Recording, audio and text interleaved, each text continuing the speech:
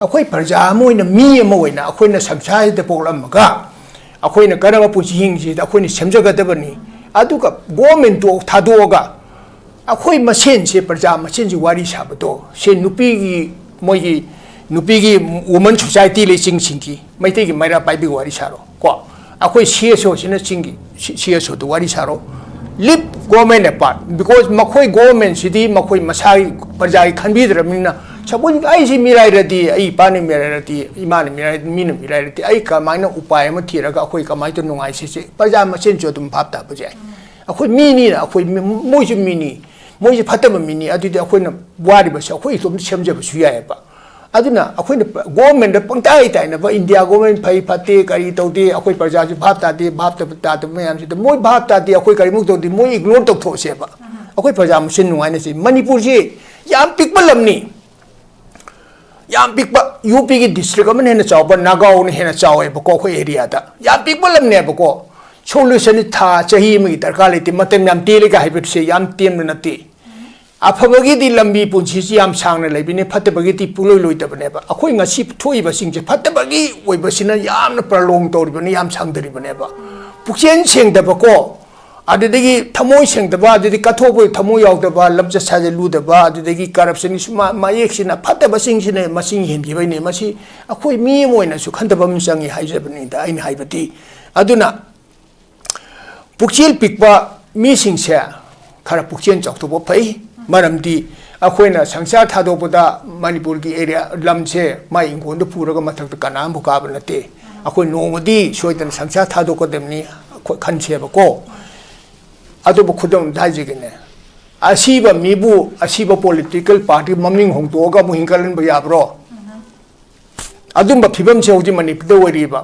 असीबा हिंगनिंग सीबा मी धमादले मणिपुर अदुगा सीबा political party से हिंगे न ममिंग होंतोगा हिंगे सु याम लेबा अखोइ मणिपुर सिदी अखोइ इसम जम नाइदा अखोइ मिराकल ने संसार थोक्तबा मयाम अमु थोइबको अखोइ हंतक थौदोक्सिदा अखोइ फनाबिसिंग मणिपुर बाजार से अदुम योले संसार योनग्रे मैतै से अखोइ कनामौना अखोइ से रेस्पेक्ट तौबिदरेबा इंडिया द अखोइ अइना हान हाजिगी बिदुनी अखोइ इकाइबा म यावजरेबा मैतै नेगा हाइबदो अदुना अतोबो अफम का हाइजेगेन कुकीना सुमाइना मोइना बिहेव तौरिसि करिगिनो मोइना सुमाइना तौबंगा मैसि करिगिनो इंडिया गोइना मतेंग पांगसुनुने अदु तारदे अखोइना अरान मने खंगदे अखोइना करिगी राइट स्टेप रोबो ngam मसी इंडिया गवर्नमेंट सु मान मिचंग मिखाइ नाइना हाइरे को अदु मिचंग मिखाइ नाइरे बदि मसी नाइदना बइ मोंग दा अखोइना प्रजाना तानरा सेमतोपेन हंतकी लितान की थौदोक्तुदा मोइ मसेन कुकी के नागा तौरे अदु मैते सि मोइना तौरिबदो अखोइ मैते सि इन्वॉल्व तौना बने अखोइ मैते संगमगति इशू सि यम चावरक्तुइनेबा मदुदा सिक्योरिटी फोर्स ना कुकी की मई मा सॉरी नागा की युम मई थाबो बु यावरमी तुनि न कनो अखोइन उखरेदना मदु वाफबो खुदमलो अदुना आइना हाइजबदी सोइदिबो खुदिमक्से अखोइ चुमतो खाइबदी अखोइ मसेन प्रजा खुदिमक्ना को अमा जाति अमा bore अखोइ लेरिम फुरुपसि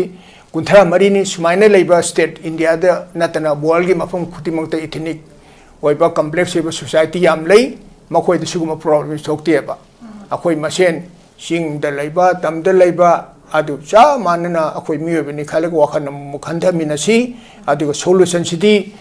India government Manipur government पोरखत नति प्रजा अखोइना सोल्यूशन से पोरखत बनेबा कॉन्फ्लिक्ट से प्रजा ने रोहिन गत बनेबा को सु ककबा खंगदे कक मोय तौगे सुनु प्रजा अखोइना भाप तारबत प्रजा बु नमदनबा गवर्नमेंट लेब नति को मोइना गवर्नमेंट पालिबा से प्रजा यावतन पानबा याब नति मोय गवर्नमेंट तौंबद तौबा याब नति अदुना अखोइ प्रजा आइना ख्वाइदगी हाइजेनिंगबदी प्रजा अखोइसि वाखन यामुना खंदसी अखोइगी नुंगाइनबदी प्रजा अखोइना सेमजब तामनि गवर्नमेंट पाबुंग खुजे फोबो लैरिबा चीफ मिनिस्टर वासक लौख्रा मतुंगदा हुजे फोबो लैरिबा मतम निमित खरा सिदैसना पाखलेबा थबक थोरमसिंग अदुगा tonga tong statement ma'am ama akoi chief minister na thamkhre akoi Santi Purak na mangum changsin na ba mana ma akoi mateng pang na ba tu ga hana leram ba sing do akoi thoidok na akoi kauthok na ba hai tare nungai na da ba sing do ga mangum na changsin na be wafam na chingba tonga tonga be event pam ba thamgi wafam mayam leire ana ano ba hujik la iba gamen sina hanagi akoi gi kai ra ba kai thara ba hai tare kandana ba hotna ri ba kholaw mayam lawri ba sing ma phibam si Shamjin Sajanba, Ngak Sien Bangam Doribra, crisis in Gizok to Bungam Gudabra, maybe development gi, political crisis ki, Kangluki, Iran gi, IDP, Miam lady, Masipuna Moxe, Mahakna Masi, Rizok to Bangam Gudabra, Haiba, Wangsimato Haitare, Pabunka Maitambini. Aham Makta Ngasi, Yang Biriba Kwai, Prayapuna Mokwai, Neko, Nonjuri, Amazon Ishan, Pikai Kuno, Zeri. Wapamsi, Akwena Hanjan and Haida Wapam Haktani. Megi tang ahum 2023 da hokiba watho adu numitu da nudang da adum lotion ba yabani yam chawba mairik pi haibi yai adusu mairik pu muthat ke haibati leriba akoi manipur de leriba force mayam no hupchalaga madu by means mayam season security force mayam decision eraga adum lotion ba yabani Madumana lotion by Yabagi, Hukum the Punk the Patima lotion hit the Nepa. Masi Akogi National Party leaders in my Hukum the Matung the Tokibani. Aduna, Nasi political power, I say Akoida BJP Oro, Adigi Congress Oro, Hanagi, Shoe sign, Tomatum the Su, Namden sign Don Bani Higre.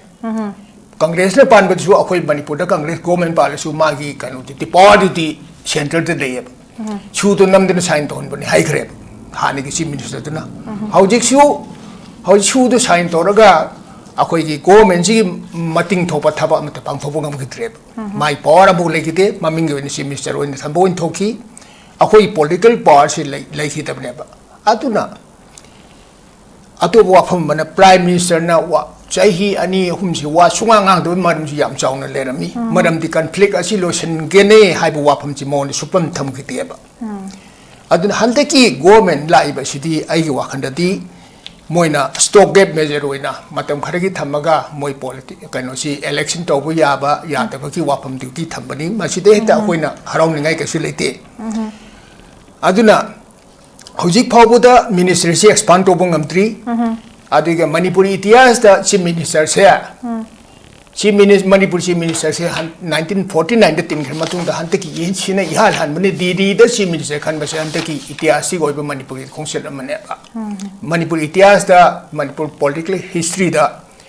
Chief Minister the BJP government Panmatanda Dili the Chief Minister to Kano Hapaga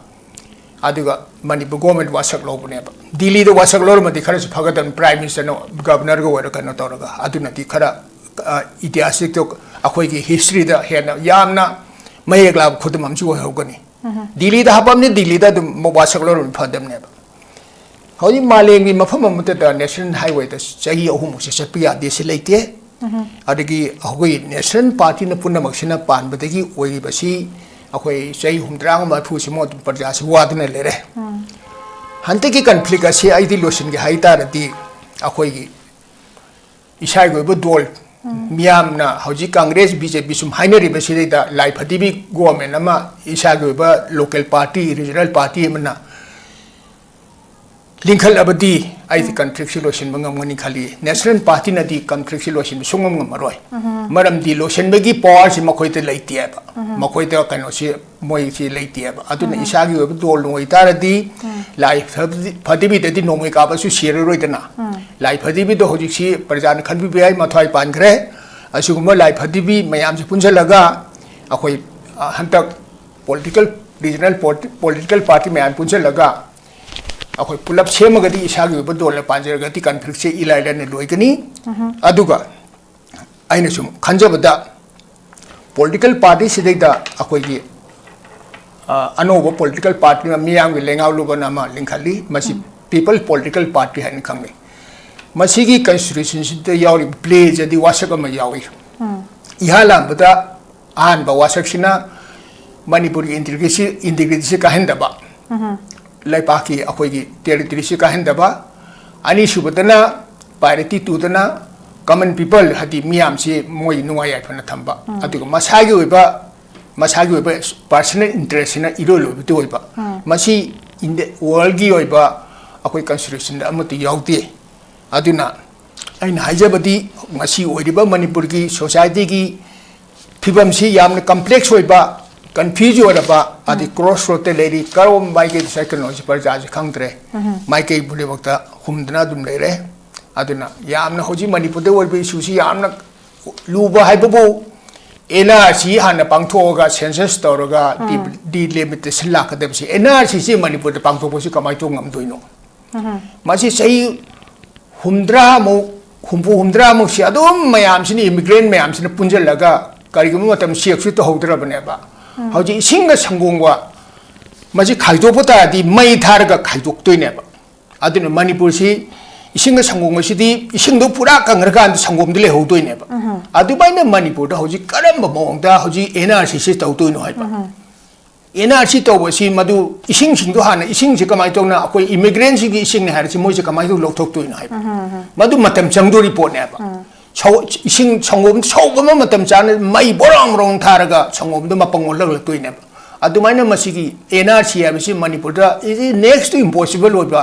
complex very complex oiba yam time consuming oiba matam yam changadaba adu yam complicated oiba issue maneba NRC pangtho matungda amu census tawrasi census ki matang da hoji hairasi ne chai ahum si akhoi gi more dei lakpa Col.Sarat Retd lakpa kangpopu te lakpa si akhoi gi imphal area se lai khare census ki rule gi matungina kanaguma mi mana tha taruk mafam de leradi magi census se mafam tu ki de logane ba hani original chai man pho de le masu mo de lawro heba adu oiba taradi Col.Sarat Retd mai te lerbu singdu akoi imphal le lorani more se lorani kabu lorani adu ti kam complex oire adu degi amuk delimitation mu to butare hante ki last census report ta chingi da nupi amana masa tara mangabu popu gi record lai rieba ado akoi singi naga sing sina mi se laitana si da pa hapsen ba adi kuki sing sina kamai to ki mi se pabu de pusalak ba adi akoi manipur lai ba go man sina si amabu ta hota bane ba kuki gi su se to hodre naga su se to hodre adu ko atopa phurup khara so dum lairi maitilon khangdaba maiti adu minor language khangdaba mayam ama layena mayam na dum haina ki batuni aduna akoi manipur si kamain to do in election ab 27 ne to bu yai to bu yai ko aduga masi karam matam de election to gani manipur ki situation si kari hoi kini hai bisa akoi na khangse dara bane ko aduna manipur da ngasi national party na pali makhai ti masuma complex e masing khangden thokani maram di akoi gi maitai gi character akoi gi character politics to oiro social to oiro economics to oiro religion with akoi gi maitai gi character si mang khare bako pura mang khare aduna kari haini haibam tabum khangdraba ko aduga mafum rang khangdraba society asi yamna mong sa de phibam de lady aduga akoi cinema sum yeng budai matam thaje cinema yam serious oiba akoi yam awab cinema yeng buda akoi gi picture do khara mind je change tong bane na cartoon ki khara leitna Muhammad kumba Junior Walker kumba Castro khulchum hapchelaga phagi pharang mayam nokpagi mom tawtra cinema de tawdro adumain hante ki comment ki su mong sa du ne ba phagi pharang gi mong da si new mamu gaw de ba chief minister khaledi magi minister mayam do moi trying to si khanbum thoktra adu su khan de bi maram si adum lady bane bako adu aina ka su ai rai suote itection nati adu haibigiti adu mong si tati haibisi adum leire ko aduna akoi khudimona parja khudimona aina haijabati akoi khudimona khanten haningi ngasi manipur na wari ba se chai chahunga kun sure akoi gi khage man thong ne het nunga khibati manipur baja sen watin dai maram siti ningthong masa masen sina singasumuna ba adudagi hoji 1949 dagi India da pun khar matungda India da pun gi basi akoi phagane na pulu bani ngasi phiban su oidi basi khangamati India da su ka su pulamoi aduga 49 dagi ngasi bodla aisina manipur tawrisina si minutes chogi si munna ye Chief Minister Chowki Munaba Sitasu Ayam problem she way, Moi Masensi, Matik Chaba, Chad of Kangti, Adum, Chief Minister winning ba. Aduna. I know hygienic body, a quite parjasi, Wakanyam Kandani, Madam D. A quite wab chairman gre. Nasi IDP Karamayum Danjali was here, I know some worries Hajabata, Moi, Shubam, Dobum, Jabum, Kangdana, Yam example in the Lemokung Hyderabada. Kukige Moy Yam Nangnay Aduga Moy Mapam to the Tabakara Suja Kosa Zabagi Upai Laser Modong City Pulay later. Adina Moy hen to mouth. Adi Rikim the Gate, Labadom Tangelaga Mayum Dadum, Akoi Kanotona Tamiaba. Masuma Swajum Tautarati, Akoi Kiam Quina, Makoi Manipur Bajasibu, Sumaina Tambiraga, say. Jiba Moina, Akoi me, not a bimong, the new in a Tamako City, Akoi Pajabi, Akoi Manipur, Gorman gets over natural. I don't I sometimes have the Akoi Paja, how's it Gorman, see the lady, how's it late, but Gorman, Mission Manipurki, country share. Solution for pushing a moy. Solution for Kahidi Isagu, but Dole, Manipur, the keeper Jasina, like Patibi Miamasa. Toraga, Akoi Pula Punjalaga, by Akoi Shakti Shemaga, Pula Punjal Unity Tamaga, Ado Wakan Tinarakan, Akoi Parajaki, Mongshima, our Manipuri province, Solton, Wapam Hajara, Soy. Oh, Yam Pasana Tamil, Babuna, Quiggy, Hujik Lady, Post Lady, Anoba government at the same Harakan, that Manipur Tuiba crisis, result of Bongam happening, Babunga Tambi said on Huziki election go in a height at BJP, Legaxi, Kandana Bigamakta, Adum Haina Semba. Aduga lotion ge haragadi hana center na sudum thokpon nimitu de overnight lotion be yabani adum lotion de duna makoi gi hukum phangdana lotion khidabani aduna this time also makoi hukum do phangda taragadi state chisu mahaki powers in hand later bandana adumak hamu lotion bangam dana adum laigidormi haibagi form do thame aduna ishage dolna national party na lotion ba ngamoidabai mapose laida bandana leibak miyam janju akoi gi gyan taminare harakanda ishage dolna Akwiki regional party na masi lotion bangam gani som da changchin na begi apamba akwiki pabung wafama thame do loina na pabung no supan biki ba yam chayet na ba hujiksi NRC census delimitation pachana akoi marik tum da lakado ba post days da koigi census toksilakani haibagi masigi against me am to boyaro NRC an torokana census lakadam ni after that delimitation lakadam ne wafam se am pallibani maramaduna singa sangonga Kiposi to Kaina, Mayek saying the saying the Masi Kaito Haitaragadi, May Mayangsin Badakar Oi, Aduna, Masisu Aruba, Catolution Bayarudaba, Aruba Step, Amadi Oidorimi, Pabungi, and the Mayek Semba opinion to Tambi. Thank you so much for Gamnoise. Centergi Atoba Magi Bexil Laibendana, Handaki, Anova Gamen study, others at the Unabagi, Minister Prime Minister Hano Unabangam, the Unakalakpa. Adagidi 10 gramatam tari kunito kulum do kunmari sida sat union minister memang ko unarakpa assurance memang pura lakpa thabak to onthok da by then there's another thing sigi sibok sanga changsilak pese pabung handakidi akogi center gi haitare akogi political capital haizabatare kayam yamna magi bek se lei haina ubaya natraga adum hamu ne na khanba yabra kari khena ba kamai thambiding pabung ima masi akoina Manipur city ay abwa ma hajege akoi Manipur se kuha manung da leiba hngoi kumane hajege Chandrababu Naidu na Chief Minister Oringata Tamil Nadu degi sorry Andhra Pradesh Chief Minister Oringata mana unagata basi kind of mantri singchen no mata loina lumini dana center lai basi kind of union cabinet ki minister singche kun thramu unai masi they nothing ma unabu unada basi di minister moi union cabinet minister to loina unara kai dori ke Muy unabado important na ti. Ako'y Manipur na solution parja wari ba siya nung ahin ba doon ako'y solution ti. Muy nutigi prime minister mga tumin na sa amin na laro Manipur sa wari ka tutoy no. That is the immaterial things. Ako'y poendi nga si Manipur parja wari ba amasung IDP may manjan ngamdri ba sige ba 260 mangi ba sing sige solution city moko'y kanimo na si ako'y cabinet expand toro nung ala toro mo'y 60 MLA minister ngata hapo ka sukai de bako akhoi gi maru point di parja moi na in hajening mati Manipur de lai ba peace se por o hai bi wani ta minister unabado ID ma unare kai na akhoi site de angang ma sam na 미타이 레비라가 마 아차봇 카라 비자라 티에마가 타도 보고 뭐네바 마나 프라임 미니스터 까리 하리 시나 까리 하리 홈미니스터 하리부터 마기 마두리 해나 아이네 스마 해리 마나 스마 해리 어디기 아두 아코이 프라자 봉도 브라바 아두 나티 아두가 아두 포인 나마나 수마이나 핵 호버디기 타 May 2023 maitayda atam na nakadubun no may kapi no haibi wanita. Moina ta ma demand go men ta loba Manipur pajabo sende go men injela hatu on hatu ba siti kari no haibi wanita.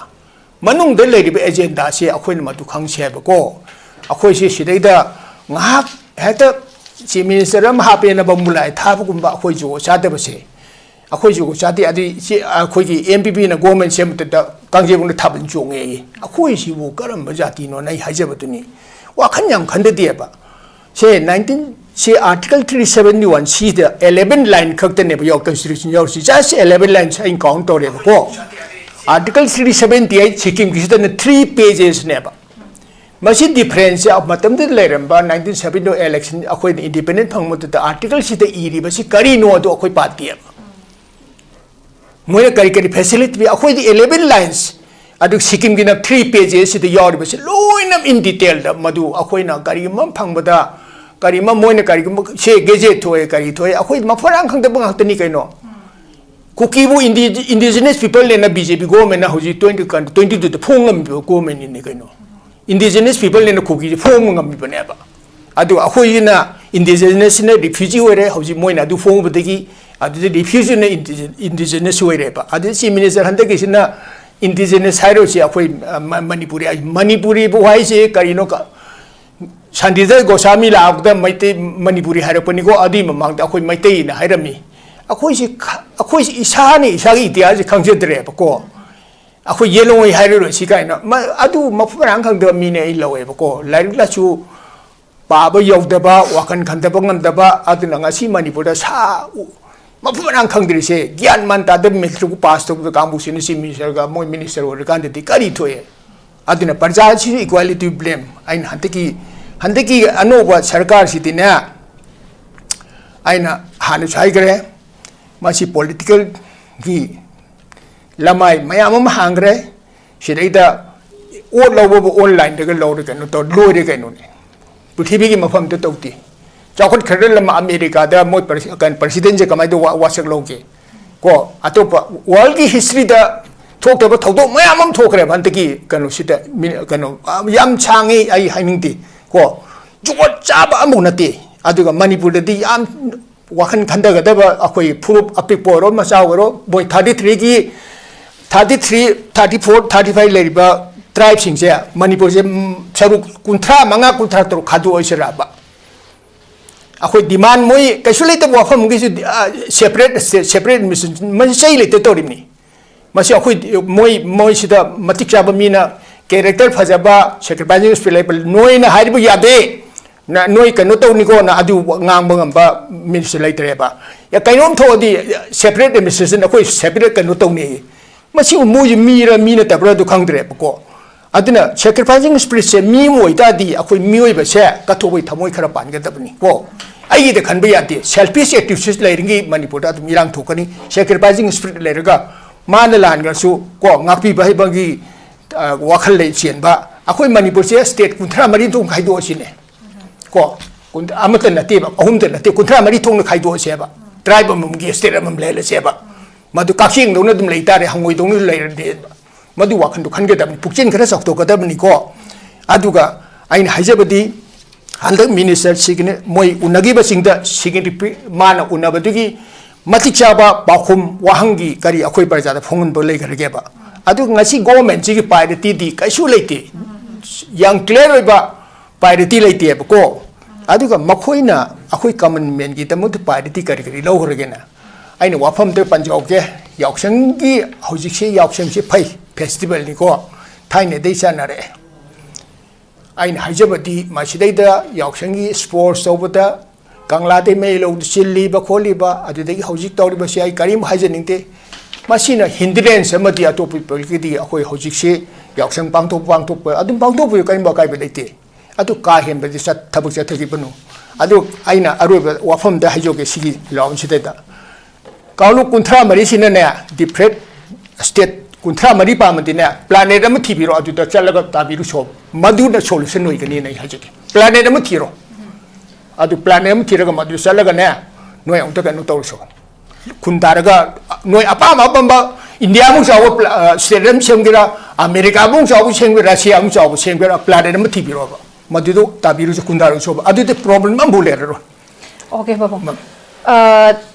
होजे अखोइना Maru ओइनिसी Shanti पुरकपदुनी piece पुरकपदुनी union minister ma'am अमा उनाबदो नते उनगे हाइतारगदी अतोपगी लमगिस ma'am अम लेखरे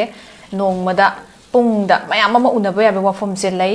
अदुना शांति पुरकनबगी लंबीदे हेना चंगसिनबदुनी अदुगी policy सिंगदो यामना मयेक सेंगना अखोइगी उथोपदो अखोइना ngasi pong mayek sengna ubang ngamdabasini pose lairse aduna handaki semiba government si yamna niyom chumna yamna holistic oina traga akoi thamoi sina yam genuine oina semba adogumba reform torakpa ama oina loba yaribra hai posina anoba government sina hairiba mayam si loina mak resolve toba ngambagi thajabase koina kayam thamba ya haiba wafam jini hujik lai babung hujik se india na sanabane punamak se habe wafam sima laire aduga मसी होंगन के हाइतादी central government की centre की मागी policy से होंदोक मथौ ताबा अदुना अकोइना centre की मागी लेरिबा policy सिंग से state न होंदोक खनबा ngamba तारगदी अखोइ